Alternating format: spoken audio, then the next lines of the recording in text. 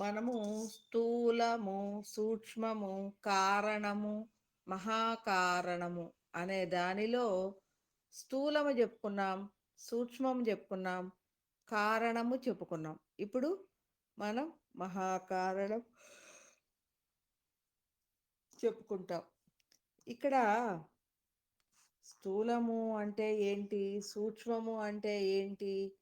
కారణం అంటే ఏంటి అంటే, ఏదైతే స్థూల దేహమై ఉందో అది నిర్వీర్యమైపోయేది. దానిని నడిపించేది సూక్ష్మదేహము. దాని యొక్క జ్ఞాన స్థితే కారణదేహము. దాని యొక్క భావనాత్మకమైన విన్యాస ప్రభావమే మహాకారణ స్థితి. అంటే ఇక్కడ మనం ఎలా ఉన్నాము? స్థూలంగానే ఉన్నాం. స్థూలంగా ఉన్న మనము మన ఆలోచనలు ఎలా ఉన్నాయి? సూక్ష్మ దేహముగ యొక్క ఆలోచనలై ఉన్నాయి. ఇలాంటి ఆలోచనలు కలిగిన మనమేమయ్యాము? కొంత మన్ని మనం తెలుసుకుంటూ, నన్ను నేను తెలుసుకుంటూ నేనేమయ్యాను? నేను ఈ అనంతంలో ఎలా ఉన్నాను? ఏకత్వంగా ఉన్నాను. అనేక జన్మల యొక్క అనుభవ జ్ఞానాల ద్వారా ఉన్నాను. అంటూ నన్ను నేను తెలుసుకునే ఆత్మ జ్ఞానాన్ని తెలుసుకొని, నేను అనేక స్వరూపాలు ఎలా అయితే ఉన్నాయో అలాగా ఉన్నాను అంటూ నేనొక సమత్వ భావన కలిగిన కారణ దేహంగా ఉన్నాను. ఇంకా మీకు కారణ దేహానికి దేహ భావన ఉండదు అని చెప్పాను. ఎందుకు అంటే, కారణ దేహము అన్ని దేహాలు నేనే అనుకుంటుంది. ఎందుకంటే ఒక వాయుదేవుడు గనక నేను తిట్టినా ఇది మంజులా నేనే అని అనుకుంటాడు కాబట్టి సమత్వ భావన, ప్రియత్వాన్ని కలిగి ఉంటాడు. ఎందుకు అంటే, నేను ఎలాంటి ఆలోచనతో కలిగి ఉన్నానో అదే ఆయనకి తెలుసు కాబట్టి ఆయన నన్ను తనుగానే దర్శిస్తాడు. కాబట్టి అలాగే మనము కూడా మన చుట్టూ ఉన్న సమస్తములో ప్రియత్వాన్ని కలిగి ఉన్నప్పుడు మనము కూడా నేనైన పరిస్థితుల్లో సమత్వ భావన కలిగి ప్రతి హృదయం మీద కూడా అది వేరు కాదు, అది కూడా నేనే అన్న విధమైన అవగాహన స్థితిలో ఉండేదే కారణ దేహము అని చెప్పుకున్నాం. ఇప్పుడు మహాకారణ దేహానికి వద్దాం. ఇక్కడ మహాకారణము. కారణము అంటే ఒక కారణంగా, మహా అంటే మొత్తము. మీకు చెప్పాను జ్ఞాన ప్రకాశము అంటే మీలో ఉన్న సమస్తమైన జ్ఞానము. ఏదైతే అవసరమవుతుందో అది చైతన్యం అంతవరకే, ఆ విషయం వరకే ఆ జ్ఞానాన్ని ఒక చైతన్యం చేసుకునేది ఏమంటాం? చైతన్యము అంటాం. అలాగే ఈ సమస్తములో మహాకారణము అనేది సమస్త జ్ఞాన ప్రకాశంగా ఉంది. ఎలా జ్ఞాన ప్రకాశంగా ఉంది? అనేక స్వరూపాల సమాహారంగా ఉన్న అనేక స్వరూపాల యొక్క జ్ఞానమే సమాహారమైన స్థితిలో సర్వము ప్రకాశత్వంగా వ్యాపించి ఉన్నది. అంటే మీరందరూ అనుకుంటారు మనము మన చుట్టూ ఉన్న స్వరూపాలే కాదు, ఈ అనంతములో ఎప్పుడైతే సృష్టి అనేది జనించిందో, ఎప్పుడైతే సృష్టి అనేది ఈ అనంతంగా ఎన్నో వేల కోట్ల సంవత్సరాల అవతల కూడా దర్శిస్తూ ఉన్నారో ఆ సూక్ష్మ తరాలని గూడా, అదంతటా కూడా అవగాహనాత్మకంగా ఉండేదే మహాకారణము. అన్నీ తానై ఉండేది మహాకారణము. ఇంత నాలెడ్జ్‌లో ఉన్న అది ఎలా తనదైన స్థితిగతుల్ని ఇది చేస్తుంది?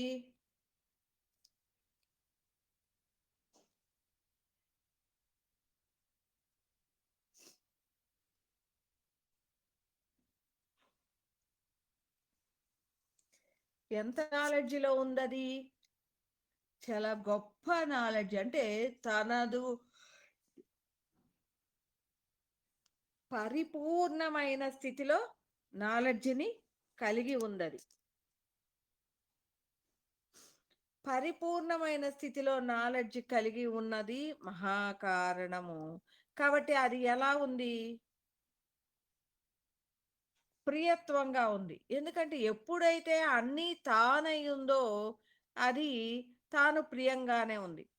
ఇప్పుడు మనము మహాకారణ స్థితి అవగాహన చేసుకున్నప్పుడు ఒక కారణంగా ఎలా ఉన్నాము? అనేక సూక్ష్మ దేహాల మీద ప్రభావాన్ని చూపిస్తూ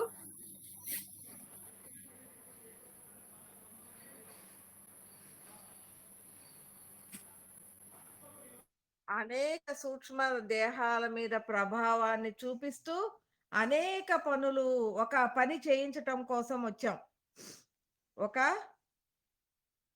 తాగునీరు అందించటానికి ఒక కారణంగా వచ్చాం. ఆ తాగునీరు అందటానికి నా నుంచి అనేక ఆలోచనలు అనేది అనేక సూక్ష్మ దేహాలను ప్రభావితం చేయటం వల్ల అనేక దేహాలని నడిపించి ఆ తాగునీటి యొక్క ప్రోగ్రామ్‌ని కంప్లీట్ చేసుకున్నా నేను. ఆ ప్రాజెక్ట్‌ని కంప్లీట్ కంప్లీట్ చేసుకున్నా. అంటే ఎలా ఉన్నాను?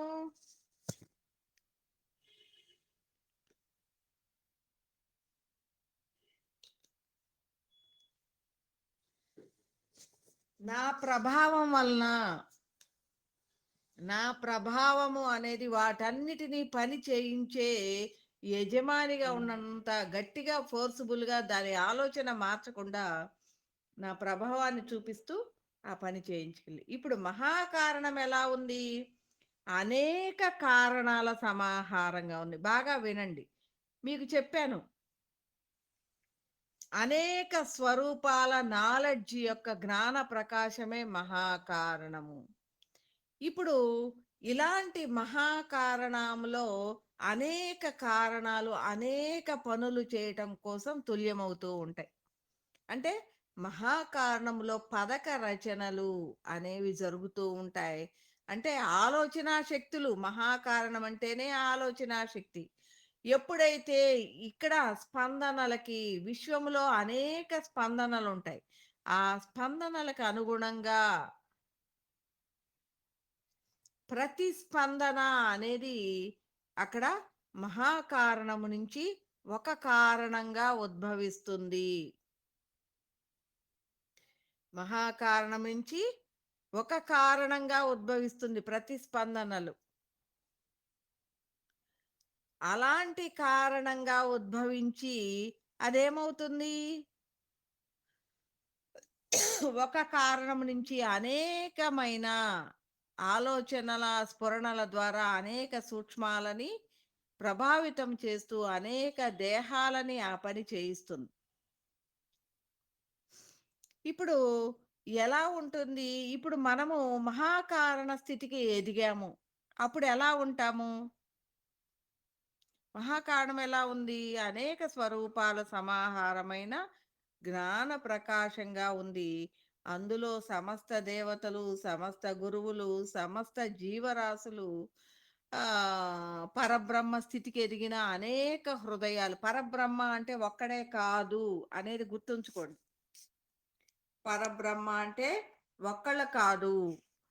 అలాంటి స్థితికి ఎదిగిన ఎన్నో హృదయాలు ఆ స్థితికి ఈశ్వరత్వం పొందిన ఎన్నో హృదయాలుంటాయి.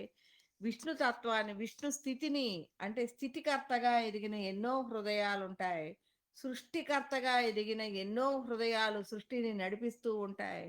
లయకర్తగా ఎదిగిన హృదయాలు ఎన్నో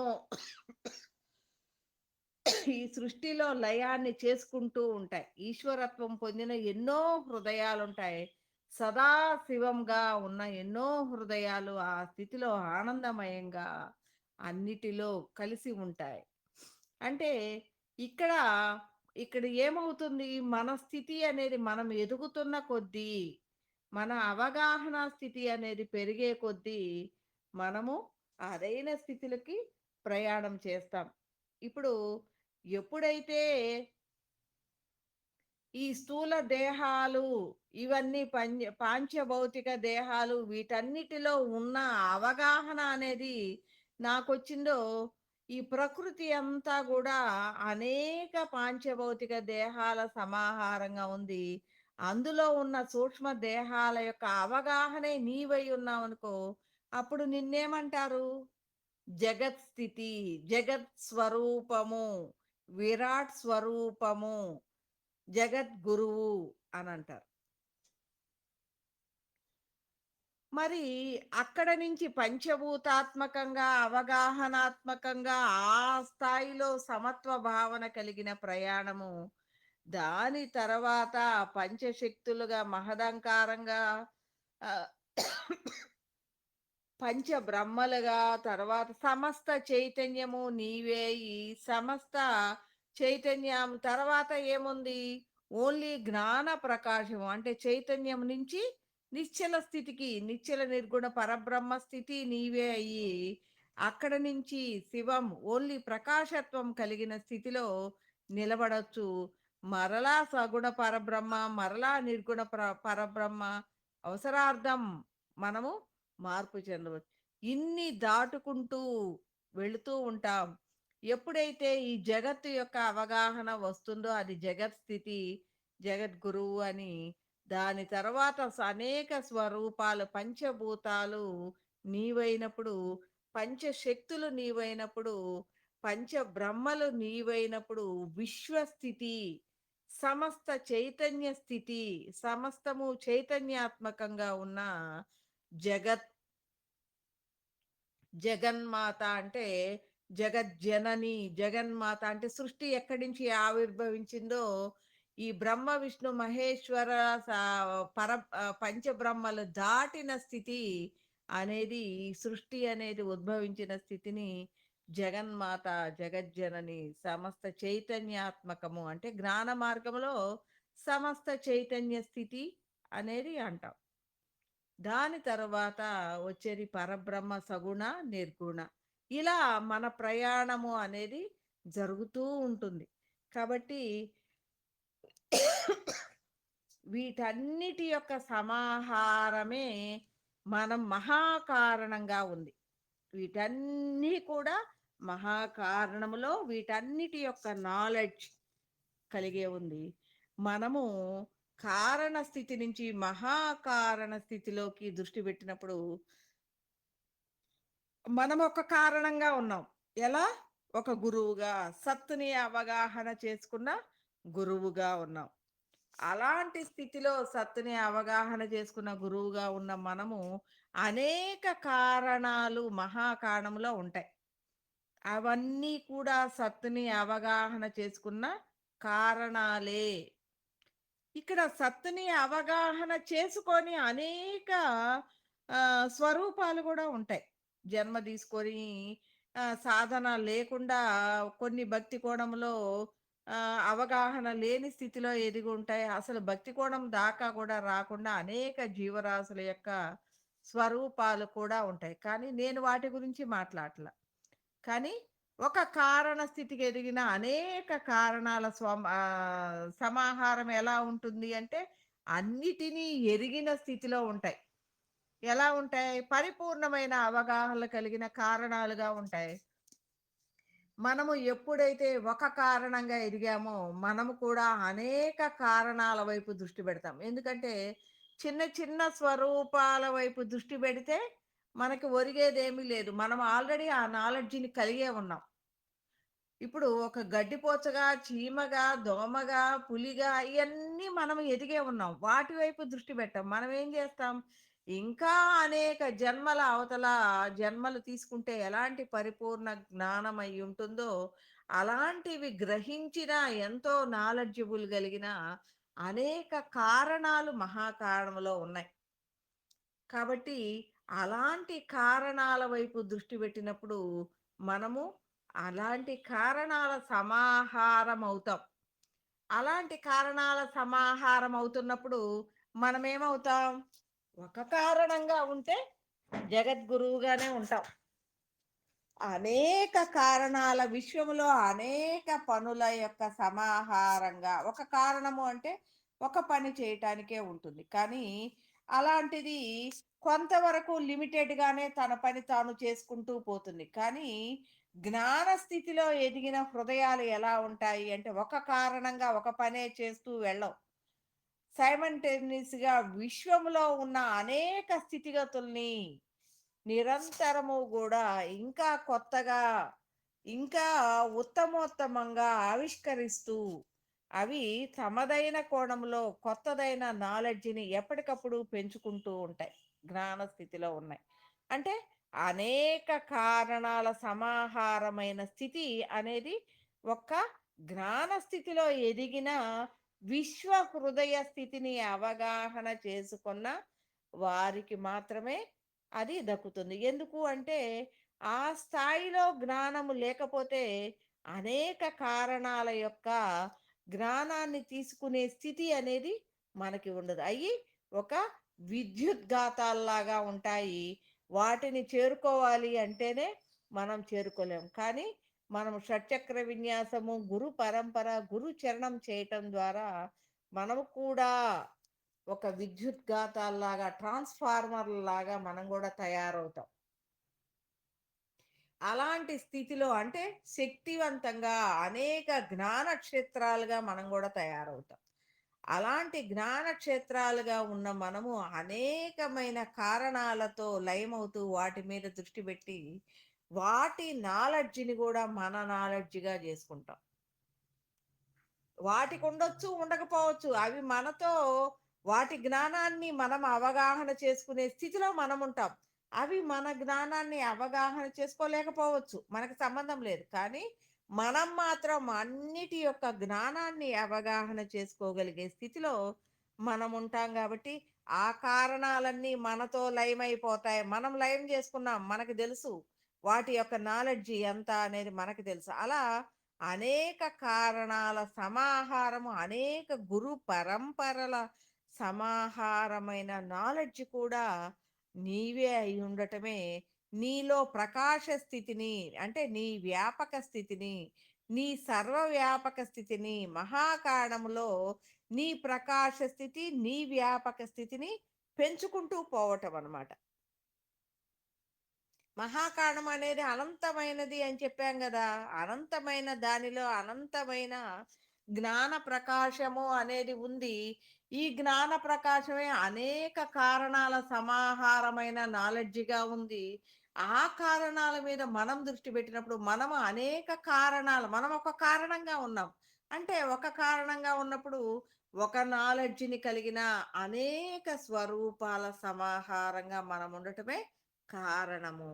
అలాంటివి అనేక జ్ఞానాల సమాహారంగా ఉన్న కారణాలతో లయమవటం వల్ల అవి కూడా మనతో ఆ జ్ఞానాన్ని పంచుకున్నాం. పంచుకునే స్వరూపాలుంటాయి.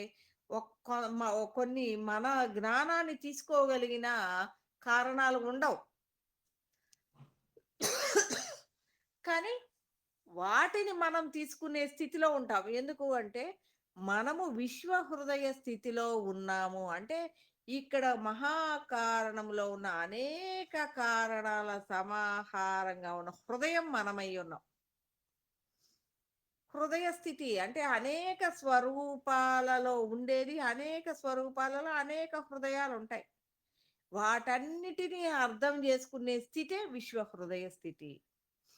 అలాంటి అనేక స్వరూపాల సమాహారంగా కలిగిన హృదయంగా మనం ఉన్నప్పుడు అనేక కారణాలు కూడా అలాంటి హృదయంగా ఉంటాయి. మనము అలాంటి కారణాల వైపు దృష్టి పెట్టినప్పుడు మనము అనేక కారణాల యొక్క విశ్వ హృదయాలని సమాగమం అవుతాం. కాబట్టి మన హృదయం ఏమవుతుంది? మనము మన వ్యాపక స్థితి పెంచుకునే విశ్వ హృదయం అవుతుంది. మనకి కృష్ణ భగవానుడు యొక్క విరాట్ స్వరూపం చూపిస్తాడు. ఎన్నో తలలుంటాయి, ఎన్నో చేతులుంటాయి. హృదయం మాత్రం ఒక్కటే ఉంటుంది. హృదయం మాత్రం ఒక్కటే ఉంటుంది. అంటే సమస్త సమాహారం తనలో అనేక జీవరాశులు, సముద్రాలు, కొండలు, కోనలు, సమస్త ప్రకృతి, గ్రహాలు అన్నీ తనలోనే ఇమిడి ఉంటాయి. అంటే విశ్వములో ఉన్న అన్నీ కూడా నాలోనే ఉన్నాయి. నేను అన్నిటి సమాహారమై ఉన్నాను. అన్నిటి యొక్క నాలెడ్జ్ నేనై ఉన్నాను అనేది ఆ విరాట్ స్వరూపము చెప్తుంది. అది ఎంతవరకు? జగత్స్థితి వరకే విరాట్ స్వరూపం. దాని తరువాత విశ్వస్థితికి స్వ దాని తర్వాత విశ్వస్థితి అనేది సమస్తమైన నాలెడ్జ్‌ని కలిగి ఉన్న స్వరూపాల సమాహారంగా, మహాకారణంగా ఉంటాయన్నమాట. కాబట్టి ఇంత పరిపూర్ణమైన జ్ఞానాల సమాహారంగా మనం ఎదిగినప్పుడు ఎలా ఉంటాము? పరిపూర్ణమైన జ్ఞానాన్ని కలిగి ఉంటాము. అన్నిటి యొక్క స్వభావమే మన స్వభావంగా ఉంటాం. మన స్వభావం ఏదైతే ఉంటుందో వాటన్నిటి యొక్క స్వభావం గూడా అదే అయ్యుంటుంది. మన ఆలోచన ఏదై ఉంటుందో, వాటన్నిటి యొక్క ఆలోచన గూడా అదే అయ్యుంటుంది. ఎందుకు అంటే, ఎప్పుడైతే మనము విశ్వం మీద దృష్టి పెట్టి అంటే, మనం ఆ స్థాయిలో ఎదిగినప్పుడు, మనం ఒక ఆలోచన చేస్తే ఎలా ఉంటుంది అనంటే, "మీరేం చేస్తున్నారు?" అని గురువుల్ని అడిగినప్పుడు, "నేను కూడా నువ్వేదైతే ఆలోచిస్తున్నానో, దాని గురించే ఆలోచిస్తున్నాను" అని చెప్తారు. అంటే, ఓహ్! ఆలోచిస్తున్నారా అని మనం అనుకుంటాం. ఎప్పుడైతే నాకు తట్టినది ఒక స్ఫురణ వచ్చింది అని నేను రాసేసి, ఇది వచ్చింది అంటే, అది మేమే ఇచ్చాము. మాకే వచ్చింది అని చెప్తారు వాళ్ళు.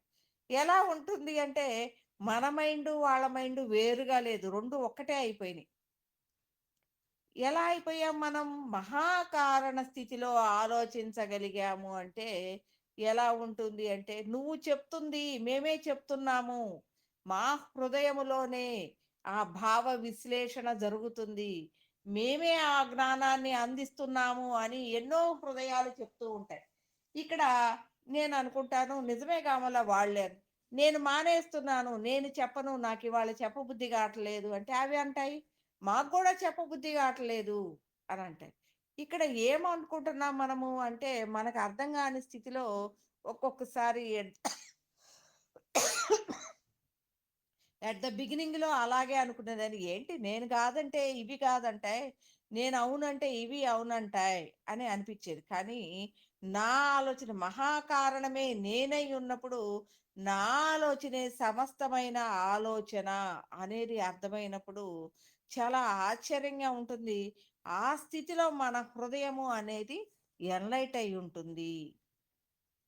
కాబట్టి అందరము అలాంటి స్థితికి ఎదగాలి అన్న భావనగా మనం పెట్టుకున్నప్పుడు, ఇప్పుడు ఏదైనా చెప్తూ ఉంటే నేను అంటాను నాకు థాట్ రాలేదు, నాకు కనెక్టివిటీ అవ్వలేదు అన్న ఆలోచన నేను చేస్తూ ఉన్నప్పుడు, ఒక్కొక్కసారి వెంటనే కనెక్టివిటీ అవుతుంది. ఒక్కొక్కసారి నేను ఆలోచిస్తూ ఉంటే విశ్వం గూడా ఆలోచిస్తున్నట్టుగా ఉంటూ ఉంటుంది. ఎందుకు అంటే అదంతా కూడా నేను వేరు, అది వేరు కాదు. ఆ కనెక్టివిటీ అనేది పొందే వరకు మనం గూడా థాట్‌లెస్‌గా ఉండాలి. ఒక విషయాన్ని ఆలోచించామా, దాన్ని ఆ థాట్ పెట్టామా, అది ఆలోచిస్తూ కూర్చుంటే అది నీకు కనెక్టివిటీ అవ్వదు. దాని గురించి వదిలేయాలి. అప్పుడు మాత్రమే నీకు ఆ స్ఫురణ అనేది అంటే ఏదైతే ఆత్మస్థితి అయ్యుందో, మహాకారణమైందో దాని నుంచి నీకు అందించేది అందించబడుతుంది.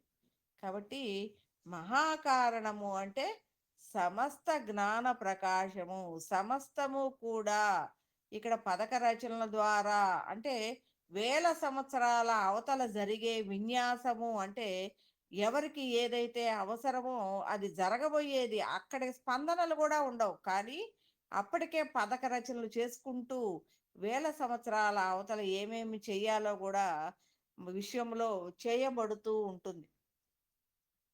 కాబట్టి అలాంటివి తుల్యం అవ్వాలి అని ఎంతో మంది గురువులు సంకల్పాలు పెట్టే ఉంటారు. ఎందుకు అంటే ఒక సంకల్పాలు ఇప్పుడు చంద్రుడి మీద జీవరాశి రావాలి. పంచభూతాలు అనేవి అక్కడ జీవరాశి ఉత్పత్తి అవ్వటానికి అంటే ఉత్పత్తికి సానుకూలం. ఒక ఇత్తనం మొలకెత్తాలి అంటే పంచభూతాలు చక్కగా అది మొలకెత్తే విధంగా ఉండేలాంటి స్పర్శను కలిగి ఉండాలి. నీరు సక్రమంగా అందాలి, వేడి సక్రమంగా అందాలి, మంచి మొలకెత్తటానికి కావలసిన పోషకాలు కలిగిన భూమి అయి ఉండాలి. ఇవన్నీ ఉన్నప్పుడు అది చక్కగా శ్వాసించగలగాలి. చక్కగా వేడి కలిగి ఉండాలి అది మొలకెత్తటానికి. ఈ పంచభూతాలు సహకరించినప్పుడే ఆ విత్తనము మొలకెత్తుతుంది. అంటే ఆ జీవము అనేది ఉత్పత్తి అవుతుంది. అలాంటి జీవము ఉత్పత్తి అవ్వాలి అంటే ఆ జీవి శ్వాసించాలి, ఎదగాలి అనంటే పంచభూతాలు దానికి అనుకూలమైన పరిస్థితులలో ఉండాలి. అలాంటి అనుకూలమైన పరిస్థితులు చంద్రుడిలో గూడా రావాలి అనేది మనం కూడా ఆవిష్కరించి ఉన్నాం ఇంతకు ముందులోనే. అంటే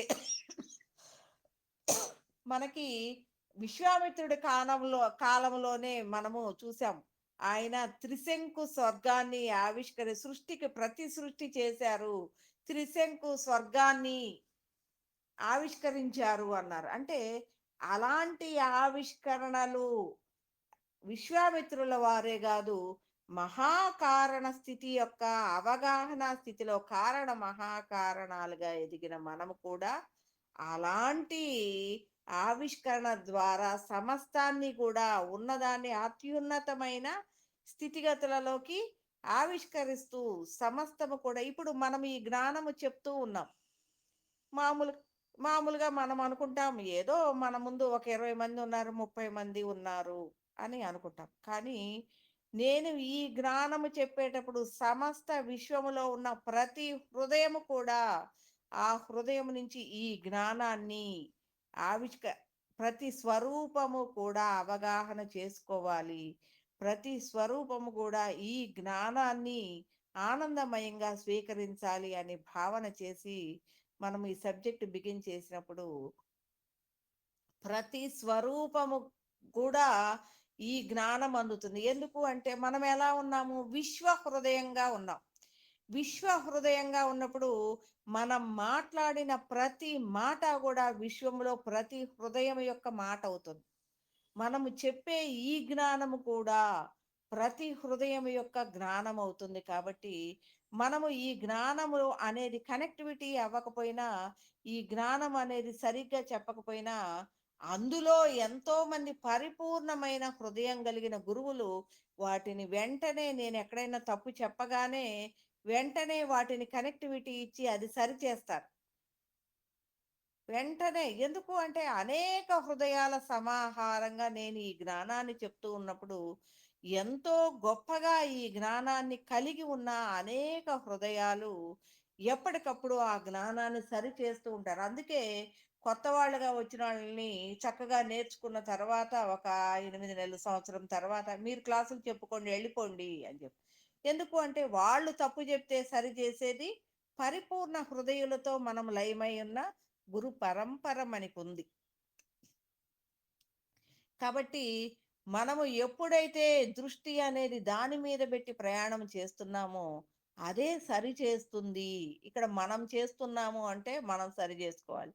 కానీ ఇది విశ్వం చేస్తున్న విన్యాసంగా మనం భావన చేసినప్పుడు విశ్వమే దాన్ని సరి చేసుకుంటూ పోతూ ఉంది.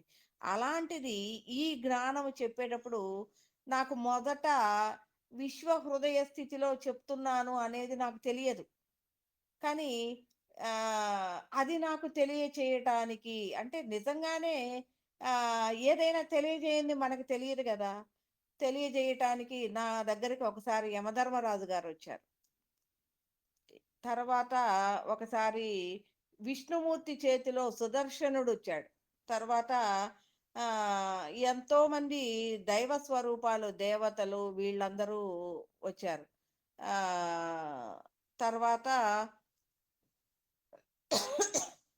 ఒక చిన్న చీమ గూడా వచ్చింది. ఒక గడ్డి పరక గూడా వచ్చింది. మీరు నమ్ముతారో నమ్మరో అంటే ఎన్నో జీవరాశులొచ్చాయి. జింకలు, కుందేళ్ళు, నెమళ్ళు, పక్షులు అవన్నీ గూడా వచ్చాయి. ఎందుకు అనంటే మేమందరం కూడా నీ జ్ఞానాన్ని వింటున్నాము అని చెప్పాయి. అవునా! మరి ఈ జ్ఞానము అనేది మీకు అర్థమవుతుందా? అంటే, అర్థమవుతుంది. మా స్వరూపాలకే అర్థమవుతుంది. మా స్వరూపాలు అనేవి ఈ జ్ఞానాన్ని నిక్షిప్తం చేసుకుంటున్నాయి. మా దేహాలకు అర్థం కాదు. మేము అంటే దేవతలకు గాదు నేననేది. అనేక జీవరాశులు. మా స్వరూపాలు మాత్రం ఆ జ్ఞానాన్ని నిక్షిప్తం చేసుకుంటున్నాయి.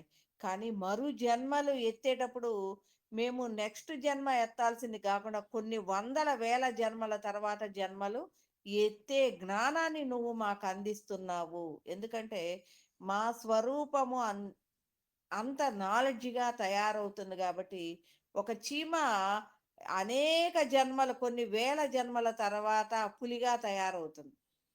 కానీ ఏమీ లేకుండా అనేక వేల జన్మలు లేకుండా ఈ జ్ఞానముతో నెక్స్ట్ జన్మే పులిగా జన్మిస్తుంది. ఎందుకు అంటే అంత జ్ఞానాన్ని దాని స్వరూపము అనేది అవగాహన చేసుకుంది. అలాంటి పులిగా ఉన్న ఆహ్, ఆ జన్మలో ఉన్న ఆ స్వరూపము నెక్స్ట్ జన్మకొచ్చేసరికి ఎన్నో వేల ఎన్నో వేల జన్మల తర్వాత మానవ జన్మ ఎత్తాల్సింది. అది నెక్స్ట్ జన్మే ఈ జ్ఞానం వినటం వల్ల నెక్స్ట్ జన్మే అది మానవునిగా, మానవుడిగా పుట్టిన త్రిగుణాలలో ఉన్న అది పరిపూర్ణమైన చివరి స్థితిగతులలో పరిపూర్ణమైన జీవుడిగా జన్మ పరంపరల్ని తగ్గించుకొని త్వరగా జ్ఞానవంతమైన ఆ భగవంతుని స్థితికి చేరటానికి కావలసిన స్వరూప స్థితిలో ఉన్న అనుభవ జ్ఞానాలని మనము ఈ జ్ఞానం ద్వారా అందిస్తున్నాము. ఏమందిస్తున్నాము? అనేక స్వరూపాలలో ఉన్న పరిపూర్ణమైన జ్ఞానాన్ని మనము ఆ జన్మలో ఉన్న స్వరూపానికి అందించటం వలన అనేక జన్మలు ఎత్తే పని లేకుండా అదవుతుంది. కాబట్టి అంత తొందరగా తన యొక్క జన్మ పరంపరల్ని నుంచి అది బయటికొస్తుంది. పరిపూర్ణమైన స్థితికి వస్తుంది. ఇలా మనము సృష్టిలో ప్రతి సృష్టి చేయగలిగిన స్థితిలో కూడా మనముంటాము అనేది విశ్వం నుంచి మనకి ప్రతిదీ కూడా సహకారంగా అందుతుంది. నీవు ఇలా ఉన్నావు, ఇలా ఉంది, నీకు నీ యొక్క పరిణతి ఇలా ఉంది అంటూ ప్రతి ఒక్కటి కూడా మనకి తెలియచేస్తూ ఉంటుంది. కాబట్టి ప్రతి ఒక్కళ్ళు కూడా మేము ఖచ్చితంగా ఎదగాలి ఇలాంటి స్థితిగతులలోకి అంటూ మన ఈ ప్రయాణంలో ఒక్కొక్కళ్ళకి ఒక్కొక్క కారణము అనేది మనం ఎందుకు ఎలాంటి కారణాలుగా ఈ జన్మ తీసుకున్నాం అంటే మిమ్మల్ని మీరు తెలుసుకోవటం కోసం అదైన స్థితిగతులలోకి నిలబడటం కోసం మనము మన పూర్తి పరిపూర్ణమైన అవగాహన స్థితిలో కారణ మహాకారణ స్థితిని మనము చేరుకోవాలన్నమాట. ఇది మహాకారణము.